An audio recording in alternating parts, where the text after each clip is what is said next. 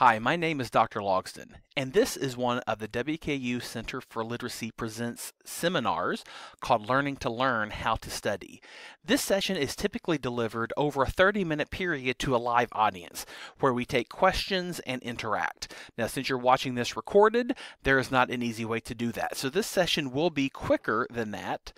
And if you have any questions, please feel free to contact us at the WKU Center for Literacy. We're located in Gary Ransdell Hall, 2067, or you can call us or email us at this information located on your screen. Today's session is, as the title says, all about learning how to learn. Most college students don't know how to study, and they don't know the best way to maximize their time here on campus. This is an infographic that I found about how college students spend most of their time. And some of the information on here is I think, pretty interesting. We spend about a third of our day sleeping, a little bit more than that, which that sounds about right. But we only spend 14% of our time on educational activities. And this is the standard undergraduate college student. So that means less than 3 hours a day is spent on educational activities, and I want to point out that also includes going to class, not just time spent studying. Now, there is a rule of thumb that frankly horrifies some students. At a minimum, students should spend at least 2 hours per class for every 1 hour spent in class. If you're taking a 15-hour course load, then you should be spending at least 30 hours on top of class time per week studying. Now, we call 15 hours being a full-time student for a reason. This is the same workload as a full-time job, or at the very least, it should be.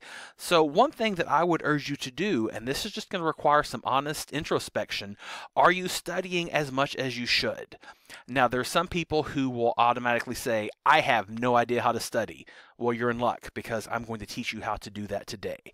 But the first thing I challenge anyone who is struggling with their grades or their performance in college is examine how much time you actually spend studying. So again, that is 30 hours at least if you're a 15-hour student. If you're taking classes like organic chemistry or even introduction to history, History 101 or 102, you may find that you need to spend even more time than that. Now, I always like to emphasize this. You are in college for a reason. You are likely here because you have a job or a career in mind that requires a degree. You obviously want to make money someday. So many of us watched our parents and other loved ones work jobs they hated to keep us clothed and fed and happy. Well, you're here in college right now because you want to make money and you want to live the life that you want. So my advice, and this sounds simplistic, but so many people don't do this. That's why so many people fail out of college. Buckle down for the 4 years that you're here, and that way the rest of your life can be the way you want it in the job that you want. Because if you fail out of college, you are not going to get the career path that you have in mind right now. It is not possible. What I have found working with students for over a decade now is that most college students don't know how to study. Most college students, they highlight, they underline while reading, they reread their notes, or they summarize. A big thing that students try to do is they try to memorize. They will do their very best to commit everything that their professor has said and they have written down in their notes to memory. Now, the problem with that is a terrible idea. I'll also admit, this is not your fault. You have never been taught how to study.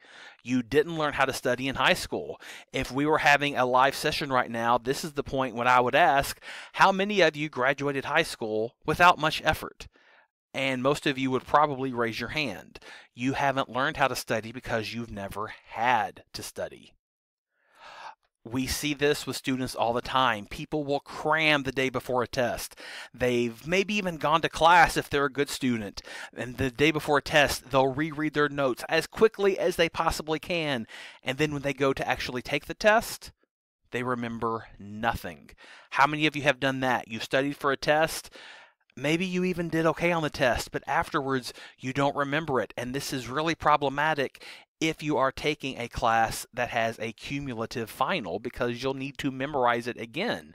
If you can learn it the first time out, you'll be much better off in your educational journey here. Now, there's another problem. The only thing worse than not studying is not studying right. I'm sure you have been in a situation where you think you studied enough for a test, but you simply didn't. You thought you were ready, you go to take the test, and it was like you have never even set foot in that classroom in your entire life.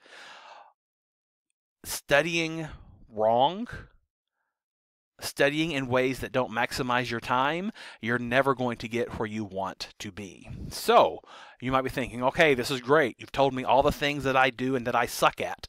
What can I do now? Well, here we go. The rest of this session is about how you should study. Some of these are very easy to implement. Some of these sound so counterintuitive, but I promise you, everything that I'm about to tell you is research-based. This isn't something that I'm saying, oh, I think this is a good idea. Actual educational researchers have proven these methods will work. So there's a book called Make It Stick. And that's where a lot of these ideas come from. If you would like to read this book, come by the center and I'll be happy to let you check out a copy. But Make It Stick is all about how this isn't about how smart you are, it's about how much hard work you're willing to put into it. And hard work is definitely a big part of this. So don't think I'm about to give you a magic formula. I'm not. Hard work is still going to be required. The first way you can study is called practiced retrieval, which is also known as testing yourself. Quizlet is a website, Quizlet.com. If you're not familiar with it, I highly recommend you check it out. You can make flashcards. You can even find flashcards that other people have made. And flashcards are a great way to test yourself. So what this means is if you make a test or you answer the questions in the back of the book, you are much more likely to remember and learn the information than if you simply read it over and over and over, which is the way most people study. The reason why this is so valid is practicing retrieval means that you are testing yourself, and when you have to produce this information in class, it's on a test. So by practicing the test, the method of testing, you're much more likely to remember it. So how do you do this? Flashcards. Make up quizzes, make up questions, and answer them yourself. Practice reproducing the information just like you would need to on an actual test. This one is something that is hard for people to grasp, and that's space out your retrieval practice. And literally what this means is if you need to study history for 3 hours, don't study history from 6 p.m. to 9 p.m. in one block. That is the worst thing you could do. You need to study multiple times for shorter sessions. So you would be much better off studying history for 30 minutes on 3 separate occasions than for 90 minutes in one block. Now, you can study for other classes in the in-between times. So let's say you study history at 6. Well, you can start studying biology at 6:30. And then you can study math at 7. And then go back to history at 7:30. That allows you to space out your retrieval practice, which gives you a much better chance of learning this and making it stick in your head. Interleave your practice is another thing that's tough for us. When we practice things, we want to do one thing over and over and over and over and over until we feel like we've mastered it. And then we'll move on to the next part. The problem with this is that's not the way our brains work. Research has shown that if we study something for a few moments and then move on to the next part and then the next part and then go back to the first and kind of mix it up like that, which is what interleaving means. It's mixing things up. We are much more likely to master it. So don't feel like you need to master topic A before you're willing to move on to topic B. Once you get it a little bit, move on to the next topic. Just promise yourself that you will go back and do topic A again. That is the key to mastery, not drilling it over and over and over until you get it.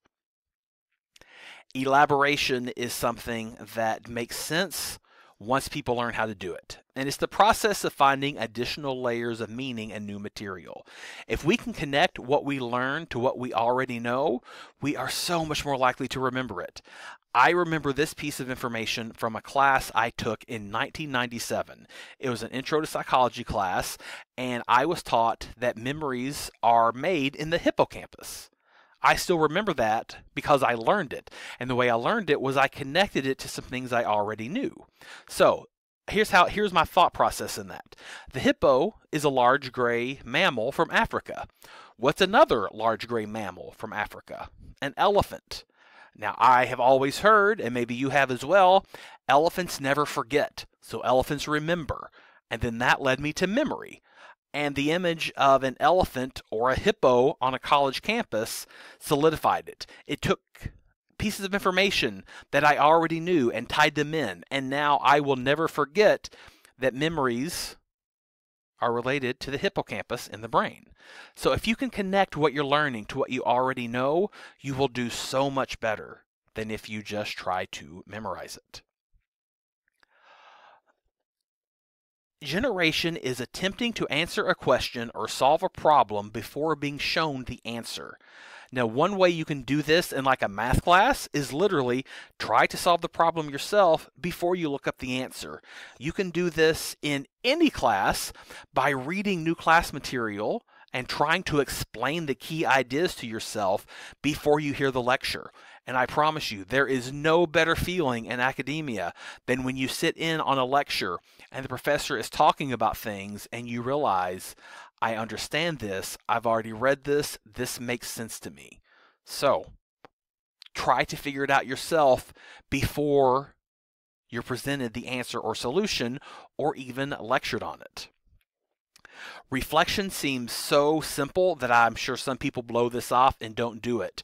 But if you simply reflect and review what you've learned recently, and even better, connect what you know to the real world, you're much more likely to keep it in your head. Calibration is a trap that a lot of students fall into. And make sure you know what you know and what you don't know. So let me give you an example. You might be sitting in, say, a math class, and your professor is going over a math problem, and he's walking you through the steps on the board, and you think, oh, this is simple. I've got this. Everything he is doing makes perfect sense to me. And you think, I've got it. I'm good. I don't need to study this anymore. Well, just because something seems obvious or easy doesn't mean you know it well enough to reproduce it for a test. So be honest with yourself. How many times have you been in a situation where you have walked into a test thinking you're going to ace it and you absolutely bomb it? That's because you didn't know what you didn't know. So make sure you know it and make sure you know it well enough to reproduce it. Just because it makes sense doesn't mean it is solidified in your brain. And the last thing I want to address are mnemonics, and this can tie into a few of them. We have the mnemonic PEMDAS on the screen, as well as the sentence, please excuse my dear Aunt Sally. You might be thinking of math class back in grade school, because this is a mnemonic device to remember that our order of operations, parentheses, exponents, multiplication, division, addition, and subtraction. There are a lot of these mnemonic devices. Another one is the word homes, which is each letter in the word homes stands for a name of one of the Great Lakes: Huron, Ontario, Michigan, Erie, and Superior. You might have heard of Sakatoa or Roy G. Biv. These are all shortcuts to help you remember things. I still remember from my AP biology class in high school the mnemonic Kings Played Chess on Fine Green Sand, because that helps me remember kingdom, phylum, class, order, family, genus, species.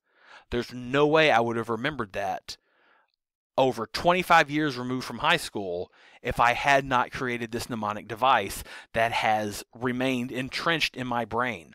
So if there is a list or information that you want to commit to memory, if you can make some type of rhyme or sentence to help you remember, you are so much more likely to keep it in mind. As promised, I'm getting you out of here in less than 15 minutes. I hope you found this useful. But again, if you need any assistance, please contact us in the WKU Center for Literacy. Thanks for watching.